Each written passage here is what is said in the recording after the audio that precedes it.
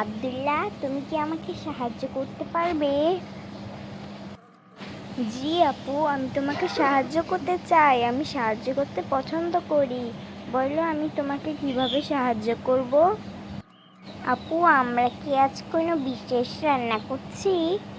হ্যাঁ, আজকে আমরা হালকা হালকা খাবার বানাবো এবং তোমাকে হালকা রিজিকের বরকত শিখাবো। হালকা রিজিকের বরকত সেটা কিভাবে আপু? হালকা রিজিকের বরকত হলো এমন একটা জিনিস যা আল্লাহর অনুমোদিত অর্জিত হয়। যদি আমরা হালাল খাবার খাই এবং হালাল খাবার গ্রহণ করি, হালাল পথে চলি, হালাল রোজগার করি, তাহলে আল্লাহ আমাদের বরকত প্রদান করবে।